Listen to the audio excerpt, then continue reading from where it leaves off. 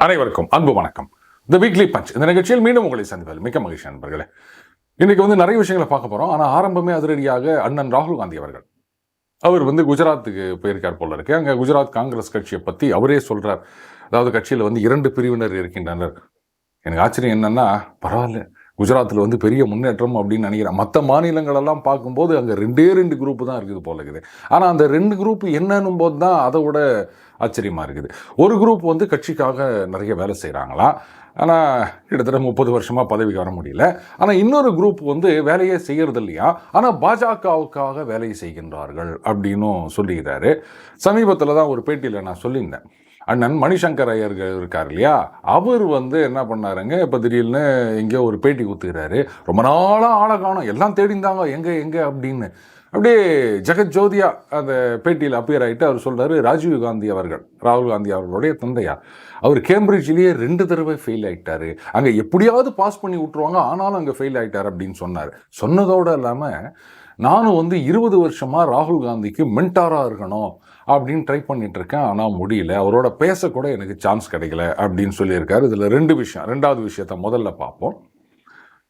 சசி தரூர் அவரும் பார்த்தீங்கன்னா பல வருஷமாக ராகுல் காந்தி அவர்களை மீட் பண்ணோம் அப்படின்னு ட்ரை பண்ணிட்டு இருந்தார் போல இருக்கு. சான்ஸே கிடைக்கல. என்னங்க இது, யாரோ வெளிநாட்டு தூதுவர்களா இல்லை வெளிநாட்டு தலைவர்களா, டிக்னிட்டரிஸ் இவங்கெல்லாம் ராகுல் காந்தியை சந்திக்கிறாங்க, இவர் அவங்கள சந்திக்கிறாரு.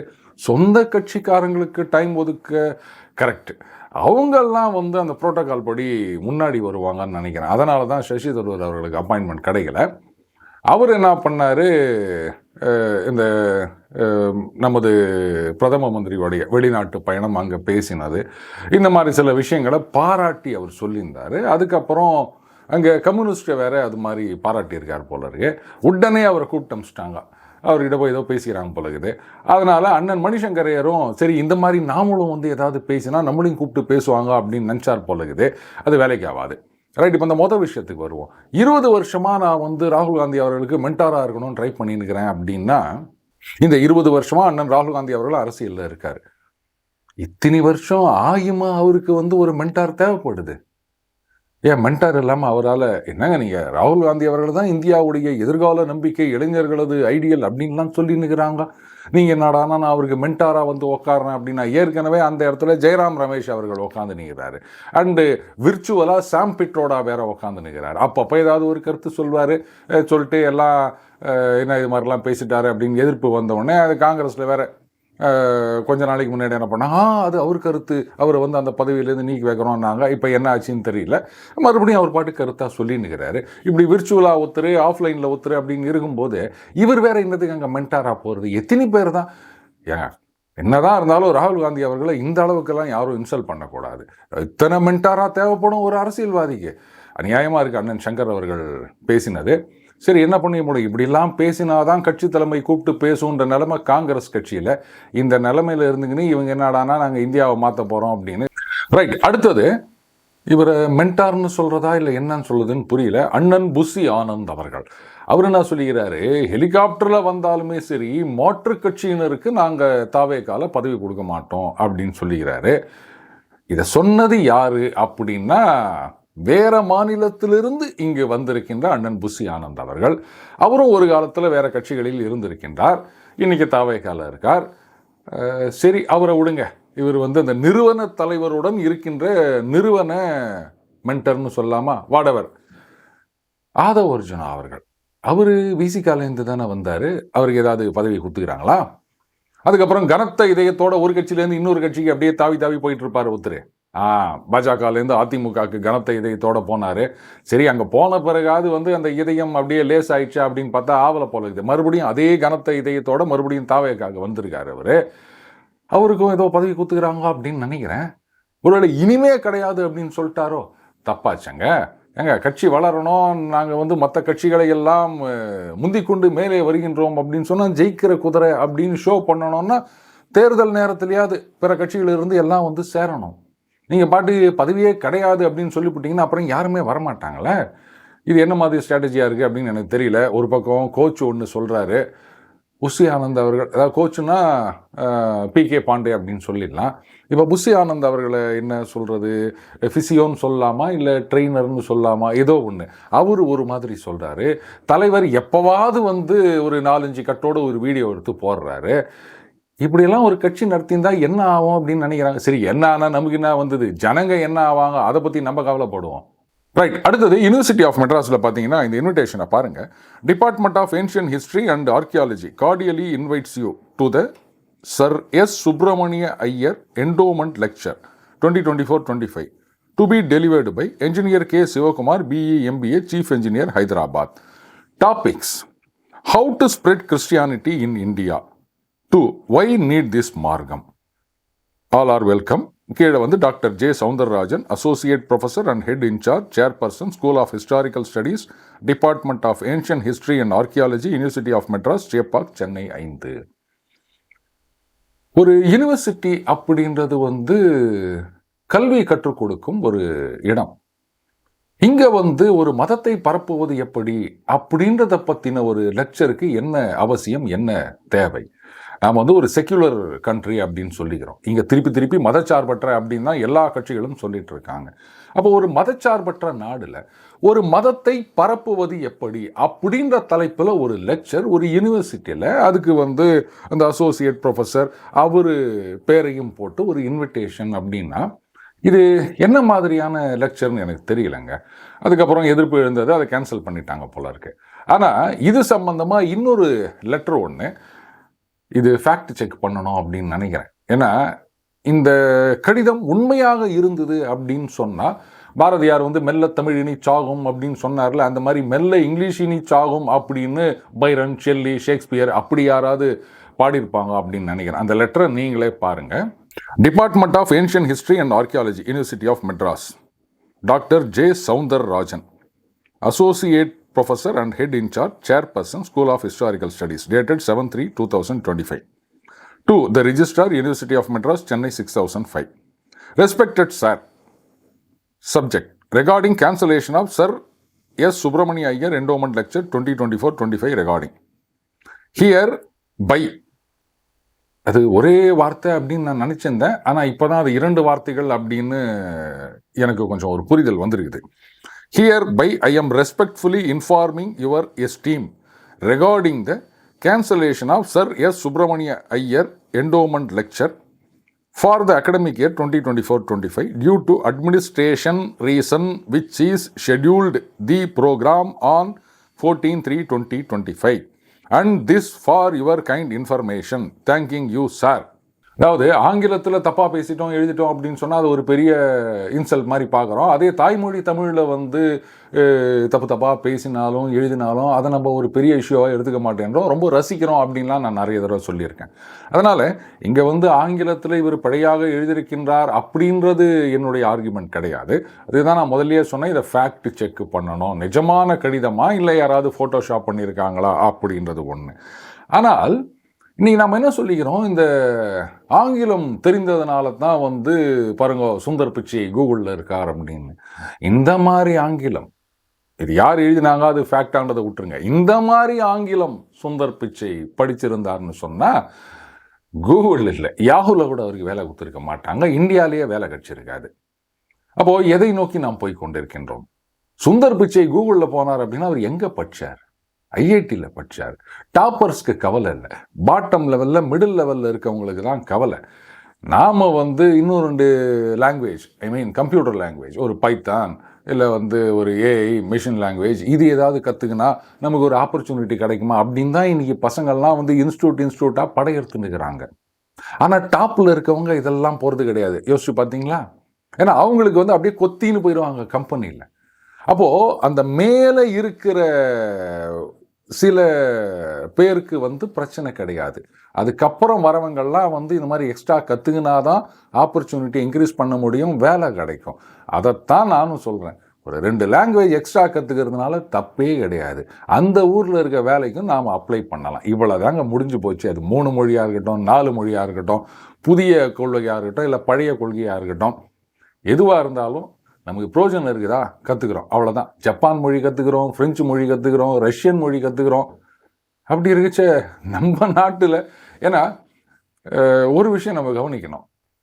ஜப்பான் மொழி கற்றுக்கினா ஜப்பானில் வேலை, ஃப்ரெஞ்சு மொழி கற்றுக்கினா ஃப்ரான்ஸில் வேலை அப்படின்னா, இங்கேருந்து யாரும் டைரெக்டாக வந்து ஃப்ரெஞ்சு கம்பெனிகளுக்கு அப்ளை பண்ணி போகிறது அப்படின்றது ரொம்ப ரொம்ப குறைவு. கரெக்டாக?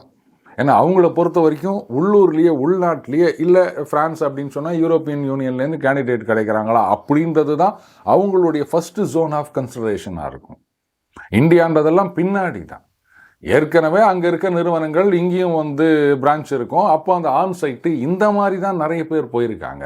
மற்றபடி டெய்லி வாண்டட் காலம் பார்த்து நம்ம அப்ளை பண்ணுற மாதிரி ஃப்ரெஞ்சு கம்பெனிக்கு, ஜெர்மன் கம்பெனிக்கெல்லாம் நம்ம அப்ளை பண்ணுறதுன்றது ரொம்ப ரொம்ப கம்மி. அதில் கிடைக்கிறது அதை விட கம்மி. சரியா? அதுக்கும் சொல்லலாம், அதுக்கு என்னங்க இப்போ ஆன் சைட் தானே, அங்கே போய் அந்த லாங்குவேஜை கற்றுக்கலாம் அப்படின்னு. ஏன் அது மாதிரி நிறைய பேர் இருக்காங்க. அப்போ அங்கேயும் அந்த லாஜிக் அப்ளை பண்ணலாம்ல. நம்ம எதுக்கு ஜப்பானு, ஃப்ரெஞ்சு, ரஷ்யன் அதெல்லாம் கற்றுக்கணும்? அங்கே போய் கற்றுக்கிறது சார் எனக்கு ஏற்கனவே தெரியும் சார் அப்படின்னா ஒரு ஆடட் அட்வான்டேஜ், ஒரு ப்ளஸ்ஸு, அவ்வளோதானே.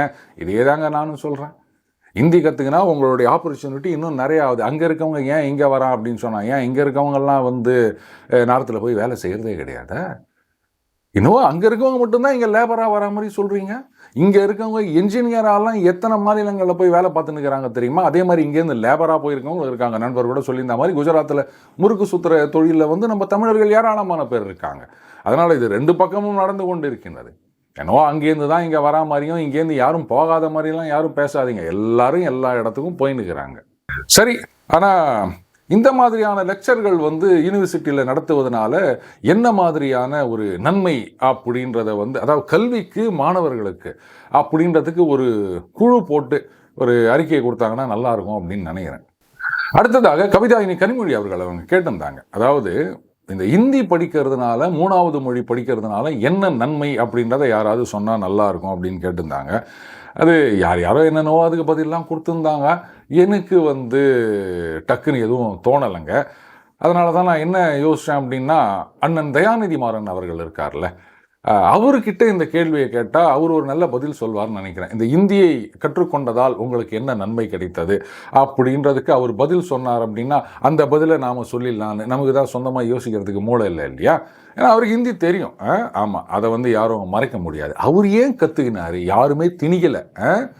அப்போ சொல்லலாம் அவங்க வந்து சொந்த விருப்பத்தில் கற்றுக்கினாங்க அப்படின்னா எப்படிங்க? நல்ல பணக்கார வீட்டில் இருக்கவங்களுக்கு மட்டும் ஹிந்தி படிக்கணும்னு விருப்பம் வருது, ஏழை வீட்டில் இருக்கவங்களுக்குலாம் வரமாட்டுது. அதுன்னு விருப்பத்தில் கூட இப்போது ஒரு கார் வாங்கணும் அப்படின்னா பணக்காரங்க, ஏழைங்க எல்லாருக்குமே கார் வாங்கணும்னு ஒரு விருப்பம் இருக்கும். பணக்காரங்களால் முடியும், ஏழையால் முடியாது, அவ்வளோதானே. அப்போது அந்த விருப்பம் அப்படின்றது எப்படி பணக்காரங்களுக்கும் ஏழைகளுக்கும் டோட்டலாக டிஃப்ரெண்ட்டாக இருக்குது லாங்குவேஜ் விஷயத்தில் மட்டும். இதுக்கும் ஒரு குழு போட்டால் நல்லாயிருக்கும் அப்படின்னு நினைக்கிறேன். அடுத்தது நம்ம இன்றைக்கி அந்த ட்ரம்ப் ட்ரேட் வார் பற்றி பேசியிருந்தோம். அந்த ஆஃப்ரிக்கன் மார்க்கெட்டு இதெல்லாம் நம்ம 2 வீலர் கம்பெனிகள் அப்படின்னு. அதில் நண்பர்கள் சில பேர் கமெண்ட்டில் சொல்லியிருந்தாங்க, சில பேர் ஃபோன் பண்ணி சொல்லியிருந்தாங்க, சார் ஆஃப்ரிக்கன் மார்க்கெட்டில் வந்து நம்ம குறிப்பாக டிவிஎஸ் அண்ட் பஜாஜ் இவங்க சக்கப்போடு போட்டுனுக்கிறாங்க அப்படின்னு. கரெக்டு. கென்யா, கானா, நைஜீரியா இந்த மாதிரி நாடுகள்லாம் வந்து கிட்டத்தட்ட 50% மார்க்கெட்டை வந்து நம்ம டிவிஎஸ் அண்ட் பஜாஜ் கம்பெனிகள் பிடிச்சிருக்காங்க. அண்டு அங்கே இருக்கிற மெக்கானிக்கு வந்து நம்ம பைக்கை ரிப்பேர் பண்ணுறது இதையெல்லாம் வேறு அங்கே ட்ரைனிங் கொடுத்து வச்சுருக்காங்க. ஸோ தட் ஏன்னா ஒரு வண்டி வாங்குறாங்க அப்படின்னு சொன்னால் அதுக்கு ஒரு பெரிய எக்கோசிஸ்டம் இருக்கணும், டீலர் இருக்கணும், எல்லா இடத்துலையும் ரிப்பேர் பண்ணுறதுக்கு ஆள் இருக்கணும். நீங்கள் வந்து சர்வீஸ் சென்டர் தான் போனோம் அப்படின்னா முடியாது. ஏன்னா சொந்த ஊரில் நீங்கள் வந்து ஏராளமாக சர்வீஸ் சென்டர் வைக்கலாம். அங்கே ஒரு 30 கிலோமீட்டர் 40 கிலோமீட்டருக்கு ஒரு ஷோரூம்னு வச்சுட்டு போகலாம். ஆனால் வெளிநாடுகளில் அந்த மாதிரி பண்ணுறது கஷ்டம் இல்லையா? அப்போது வந்து அது எல்லாரும் ரிப்பேர் பண்ணுற மாதிரி இருந்தால் மட்டும்தான் வண்டியை வாங்குவாங்க.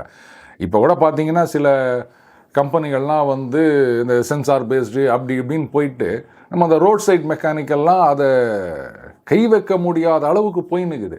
இது வந்து அந்த கம்பெனிகளை பாதிக்கும் அப்படின்றது அவங்க எப்போ ரியலைஸ் பண்ண போகிறாங்கன்னு தெரியல. அந்த சென்சார் ரீடிங் எக்யூப்மெண்ட்டு அதெல்லாம் வந்து இந்த ரோட் சைட் மெக்கானிக்கை கொடுத்தா மட்டும்தான் இது வந்து சரியாகும். இல்லை நீங்கள் ஷோரூமுக்கு தான் வரணும் அப்படின்னு சொன்னால் ஒரு பெரிய பிரச்சனையை உண்டாக்க போகின்றது. அது 2 வீலர் மேனுஃபேக்சரர் அதை கொஞ்சம் யோசிக்கணும். ரைட்டு. இப்போது இந்த 50% அப்படின்றது கூட சமீப காலத்தில் தான், ஆனால் குயிக்காக கேப்சர் பண்ணியிருக்காங்க. இது வரைக்கும் வந்து அங்கே சைனீஸ் 2 வீலர்ஸ் தான் வந்து மார்க்கெட் லீடராக இருந்ததுங்க. அது கொரோனாவுக்கு பிறகு கொஞ்சம் கொஞ்சமாக நம்ம அதை கேப்சர் பண்ணிட்டு கிட்டத்தட்ட 50% நம்ம வந்துட்டோம். ஆனால் இது பத்தாதுன்னு நான் சொல்லுவேன். ஏன்னா நம்ம பொட்டன்ஷியலுக்கு இது ஒன்றுமே கிடையாது. எப்போவோ வந்திருக்கணும். இது வந்து டாப்பில் போய் நின்றுருக்கணும். ஒரு 70-80% அப்படி இருக்கணும். கம்ப்ளீட் மார்க்கெட் நமக்கு தான் அப்படின்னு. அதுக்கு இன்னொரு முக்கியமான விஷயம், அங்கே தேவை என்ன அப்படின்றத பார்த்து அதுக்கேற்ற மாதிரி நம்ம ப்ரொடியூஸ் பண்ணணும். எங்கள் மாடல் இருக்குது அப்படின்லாம் நம்ம சொல்லக்கூடாது. அஃப்கோர்ஸ் அங்கே எப்படி அது ப்ரொடியூஸ் பண்ணுறாங்க அப்படின்றத பற்றி நான் ஒன்றும் டீட்டெயில் கலெக்ட் பண்ணலை.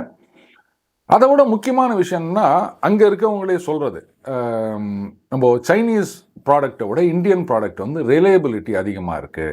இன்ஃபேக்ட் ஆப்பிரிக்காவில் இருக்க ஒருத்தர் வந்து நிறைய யூடியூப் வீடியோ போட்டிருக்காரு, 3 நிமிஷம் 4 நிமிஷம் தான்.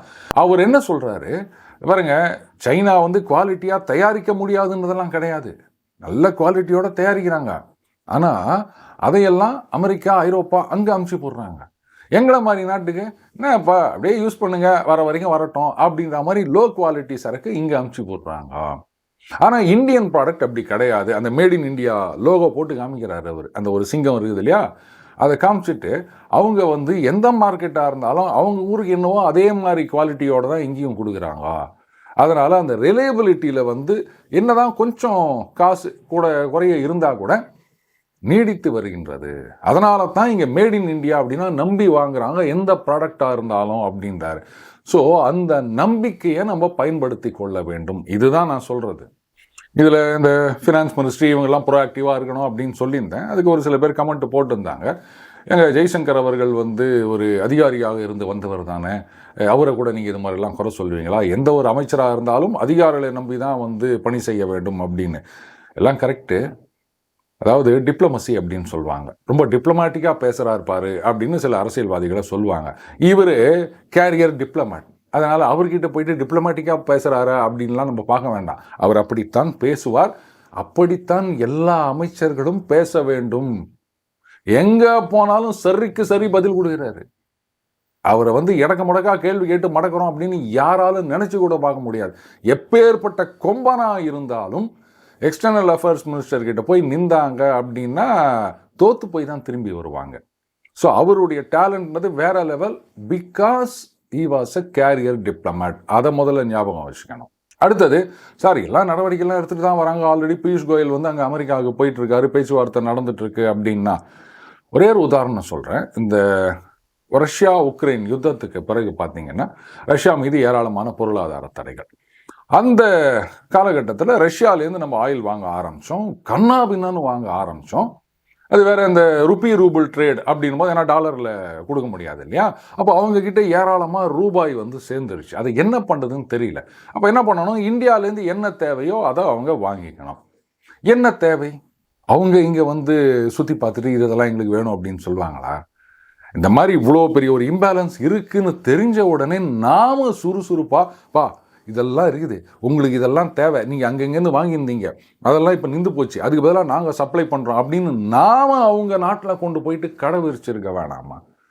அதை விட்டுட்டு அங்கேருந்து ஒரு டெலிகேஷன் இங்கே வருவாங்க, நாம் வந்து ஒரு எக்ஸிபிஷன் மாதிரி வைப்போம், இதெல்லாம் பாருங்கள் அப்படின்னு நடந்தது. இங்கே நம்ம முதலமைச்சர்னு சொல்கிறோம் இல்லையா, அந்த மாதிரி அங்கே ரஷ்யாவில் இருக்க ஒரு சில ப்ராவின்சஸ்லேருந்து கவர்னர்கள் வந்தாங்க. இங்கே வந்தால் சஃபிஷியன்ட் நம்பர் ஆஃப் டிரான்ஸ்லேட்டர்ஸ் இல்லை. ஆக்சுவலாக நம்ம நண்பர் பாலா இருக்கார் பாருங்க, அவர் தான் வந்து அந்த கம்பெனி வச்சுருக்க ஒருத்தருக்கும் அந்த கவர்னருக்கும் பாலமாக ஃபோன்லேயே இவர் தமிழில் இங்கிலீஷில் பேசுகிறத அவருக்கு ரஷ்யனில் டிரான்ஸ்லேட் பண்ணி சொல்லி அந்த கவர்னர் ஆச்சரியப்பட்டு போயிட்டார். யார் நீங்கன்னாரு. ரஷ்யன் அப்படின்னோடனே இங்கே என்ன பண்ணுறீங்கன்னாரு. இல்லை சார், நான் இந்தியாவிலேருந்து அங்கே வந்து செட்டில் ஆனோன்னே அவருக்கு அவ்வளோ சந்தோஷம். இந்தியாவிலேருந்து ஒருத்தர் வந்து ரஷ்யாவில் படித்து அங்கேயே வேலைக்கு சேர்ந்து கல்யாணம் பண்ணி குழந்தைகளை பெற்றுக்கொண்டு இந்த அளவுக்கு ரஷ்யனில் பேசுகிறார், அதுவும் இப்படி ஒரு பாலமாக இருக்கார் அப்படின்போது ரொம்ப சந்தோஷமாக இருந்தது. இதை நாம் இல்லைங்க பண்ணியிருக்கோம், அரசாங்கம் இல்லைங்க பண்ணியிருக்கணும். என்னென்னலாம் வேணுமோ பெரிய லிஸ்ட்டை கொண்டு போய் குத்துருக்கணும், இதெல்லாம் எடுத்துக்காங்க அப்படின்னு. இன்றைக்கி அந்த அப்பேரல் எக்ஸ்போர்ட், அதை பற்றி நான் இன்னொரு பதிவில் நான் டீட்டெயிலாக சொல்கிறேன். அதெல்லாம் ஏன் இறங்குச்சு அப்படின்னு கேட்டால், இந்த ப்ரொடெக்டிவ் மார்க்கெட்டாக நம்ம க்ரியேட் பண்ணுறதுக்கு ட்ரை பண்ணோம். அதனுடைய ரிசல்ட்டு தான் இன்றைக்கி நம்ம அனுபவிச்சுன்னு இருக்கிறோம். வியட்நாம், பங்களாதேஷ் இவங்கெல்லாம் நம்மளை முந்தி போயிட்டாங்க டெக்ஸ்டைல் எக்ஸ்போர்ட்டில். ஸோ இந்த கேப்டிவ் மார்க்கெட்டு, ப்ரொடெக்டட் மார்க்கெட்டு, இது ரெண்டுமே நம்மளுடைய எஃபிஷியன்சியை குறைக்கும், அடுத்தது எக்ஸ்போர்ட் பொட்டன்ஷியலை குறைக்கும், நாளடைவில் காம்படிட்டிவ்னஸையே ஒன்றும் இல்லாமல் பண்ணிடும். இது என்றைக்கு தான் புரிஞ்சுக்க போகிறாங்கன்னு தெரியல. ஸோ இதெல்லாம் ப்ரோஆக்டிவாக இருக்கணும். இதெல்லாம் என்ன மாதிரி எவனோ ஒருத்தன் சந்தில் உட்காந்து கத்திட்டு இருக்கான் அப்படின்னு போனால் அப்புறம் என்ன பண்ண முடியும்? என்ன பண்ணணும்னு இல்லை, ஏற்கனவே பண்ணியிருக்கணும். இந்த ரஷ்யன் விஷயத்திலே என்ன பண்ணலைன்றதை நான் சொல்லிட்டேன். இதுக்கு மேலேயும் நம்ம சும்மா இருந்தோம் அப்படின்னு சொன்னால் இப்போ அந்த சைனாலேருந்து வெளில போகிறதெல்லாம் வியட்நாம், தாய்லாந்து இவங்க கார்னர் பண்ண போகிறாங்க. இங்கே பார்த்தீங்கன்னா அந்த ரெகுலேஷன்ஸ், ஒரு கம்பெனியை ஆரம்பிக்கணும் அப்படின்னா ஏகப்பட்ட சட்டத்திட்டங்கள் இருக்குது. போதாக்குறைக்கு மாநில அரசாங்கங்கள்னும் போது இந்த கரப்ஷன் அப்படின்ற ஒரு ஆஸ்பெக்டும் வந்துடுது. அதுக்கப்புறம் இந்த என்விரான்மெண்டல் கிளியரன்ஸ். இந்த போஸ்கோன்னு ஒரு கம்பெனி, அவங்க வந்து கிட்டத்தட்ட $12.5 பில்லியன் இங்கே இன்வெஸ்ட் பண்ணி ஒரு அலுமினியம் இது ஆரம்பிக்க போகிறோம்னு சொன்னாங்க ஒடிஷாவில். 10 வருஷம் மூக்குன்னு மூக்கிட்டு நிலத்தை எடுக்க முடியல, என்விரான்மெண்டல் கிளியரன்ஸ் கிடைக்கல, அதுக்குள்ளே அங்கே வந்து சுற்றுச்சூழல் பாதிப்பு, இது வந்து மக்களின் வாழ்வாதாரம் பாதிக்கப்படுகின்றது அப்படின்னு பெரிய போராட்டம் பண்ணி ஒன்றும் இல்லாமல் அவங்க திரும்பி போயிட்டாங்க. வானவே வானா அப்படின்னு. இப்படிலாம் இருந்தால் இப்போ சைனாவை பாரு வேகமாக முன்னேறாங்க அப்படின்னு சொன்னால், அங்கே இந்த மாதிரிலாம் அந்த என்ஜிஓ அப்படின்றதோ இல்லை எதிர்கட்சிகள் அப்படின்றதோ நினச்சி கூட பார்க்க முடியாது. இங்கே ஆரம்பிக்கிறோம் அப்படின்னா ஆரம்பிக்கிறோம், அவ்வளோதான், முடிஞ்சு போச்சு. ஆனால் இங்கே அப்படியா 10 வருஷம் கட்சியில் ஒன்றும் இல்லாமல் திரும்பி போனாங்க. எவ்வளோ இந்த 10 வருஷம் கழிச்சு ஆரம்பிச்சிருந்தா கூட அது ஒரு பெரிய லாஸாக தான் இருந்திருக்கும்னு நான் சொல்கிறேன். ஏன்னா அந்த 10 வருஷத்தில் எவ்வளோ விஷயங்கள் மாறி இருக்கும். அடுத்தது அந்த காஸ்ட்டு அப்படின்னு அந்த இன்வெஸ்ட் பண்ண வேண்டிய அமௌண்ட்டும் கண்ணாபின்னான்னு ஏறி இருக்கும். இப்போ 10 வருஷம் வெயிட் பண்ணி 10 வருஷத்துக்கு மேலே ஆயிடுச்சு, அவங்க ஒன்றும் இல்லாமல் திரும்பி போயிட்டாங்க. அப்புறம் நாளைக்கு பெரிய கம்பெனிகள் வந்து இங்கே இன்வெஸ்ட் பண்ணணும் அப்படின்னா யோசிக்க மாட்டாங்களா? எந்த ஒரு புதிய நிறுவனம் அப்படின்னாலும் உடனே ஒரு குரூப்பு கிளம்பிடுவாங்க. இது சுற்றுச்சூழலை பாதிக்கின்றது, இது கடல் வளத்தை பாதிக்கின்றது, இது வந்து வான்வெளியை பாதிக்கின்றது, இப்படி கூட சொல்லலாம். நீங்கள் எங்கள் கம்பெனி ஆரம்பிச்சிங்கன்னா அது நிலால் அஃபெக்ட் பண்ணணும்னு நாளைக்கு யாராவது கிளப்பி விட்டால் கூட ஆச்சரியப்படுவதற்கில்லை. இப்படியே பண்ணிட்டு இருந்தால் அப்புறம் எங்கேருந்துங்க முன்னேறுவது? எல்லா வாய்ப்புகளையும் அழிச்சு கட்டுறதுக்குன்னே ஒரு கும்பல் இங்கே வேலை பார்த்து நிற்குது. அந்த டீப் ஸ்டேட்டை அடித்து உருக்கினா கூட இதுங்க வந்து ஓயறதுக்கு கொஞ்சம் நாள் ஆகும் அப்படின்னு நினைக்கிறேன். தமிழ்நாடு வந்து 1 ட்ரில்லியன் எக்கானமி ஆகணும் அப்படின்னு நினச்சி நிற்கிறோம். ஆனால் எந்த இண்டஸ்ட்ரி வந்தாலும் அதெல்லாம் வரக்கூடாது, இது அதை பாதிக்கும், அது இதை பாதிக்கும் அப்படின்னு சொல்லிட்டு இருக்கிறது ஒரு கும்பல் இருந்தது அப்படின்னு சொன்னால் அப்புறம் எங்கேருந்து 1 ட்ரில்லியன் ஆகுது? நாம் மீண்டும் அடுத்த பதில் சந்திப்போம். வணக்கம்.